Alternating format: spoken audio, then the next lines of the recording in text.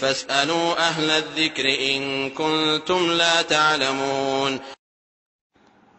আসসালামু আলাইকুম রহমতুল্লাহ বারাকাতুহু। আমাদের দিনী বোন উম্মে হাসান তিনি প্রশ্ন করেছেন তিনটি হাদিস বিষয়ে, যে হাদিস তিনটি সহিহ কি সহিহ নয়। এরপরে উনি রেফারেন্স সহ হাদিস তিনটি উল্লেখ করেছেন। 1 নম্বর হাদিস, যে ভালো কাজের আদেশ করে না এবং মন্দ কাজ থেকে নিষেধ করে না সে আমার লোক নয়, তিরমিজি। এই হাদিসটিকে আল্লামা নাসির উদ্দিন আলবানী রহমতুল্লাহ আলাইহে তিরমিজির সূত্রে জয়ীফ বলেছেন। তবে আল্লামা শোয়েব আন-নাওয়াত তিনি এই হাদিসটিকে সহিহ বলার চেষ্টা করেছেন। দেখুন মুসনাদ আহমদ 2329 নম্বর হাদিস। তবে ন্যায়ের আদেশ অন্যায় নিষেধ মর্মে অনেক হাদিস রয়েছে, কোরআনেরও ভুরি ভুরি আয়াত রয়েছে, সেগুলি যথেষ্ট এই বিতর্কিত হাদিস থেকে ইনশাআল্লাহ। আরেকটি হাদিস, যে হাদিস সম্পর্কে জানতে চেয়েছেন উম্মে হাসান, হাদিসটি হলো, যে আল্লাহর উদ্দেশ্যে বিনয়ী হয় আল্লাহ তার মর্যাদা বাড়িয়ে দেন। এই হাদিসটি সহিহ মুসলিম এসেছে এবং সুনান গ্রন্থেও এসেছে। তবে উঁচু র্যাঙ্কের হাদিস পেলে আর নিম্ন র্যাঙ্কের হাদিসের উল্লেখ করার প্রয়োজনীয়তা থাকে না। হাদিসই সহিহ মুসলিমে রয়েছে, অতএব যথেষ্ট। এবং সহিহ মুসলিমে থাকা মানেই হলো হাদিসটি বিশুদ্ধ। এখানে আর শুদ্ধাশুদ্ধির প্রশ্ন তোলা ঠিক হবে না। তো এটি সহিহ মুসলিমের বরাতে মেশকাতে উল্লেখ হয়েছে।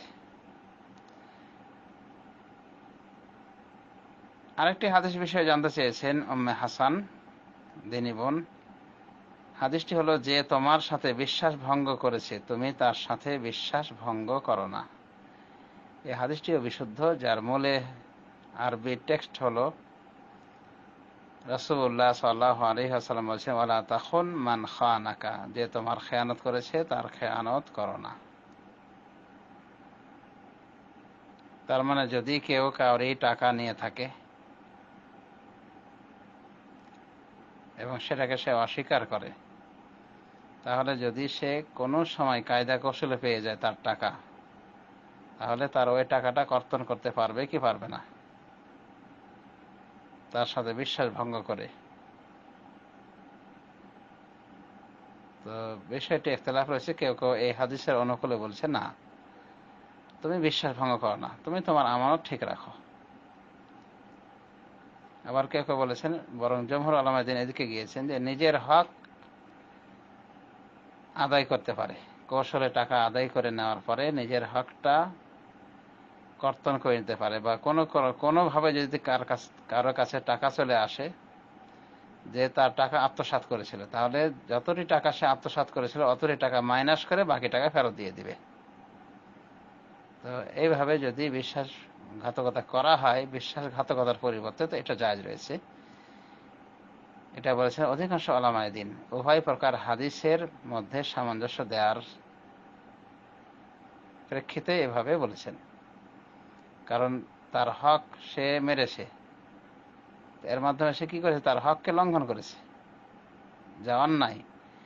সুতরাং তার ন্যায্য হক সে পাবে, কিন্তু সে দিচ্ছে না বা অস্বীকার করে বসেছে, বা সে ছলচাতুরিতে কি করেছে, ওটাকে এড়িয়ে গিয়েছে।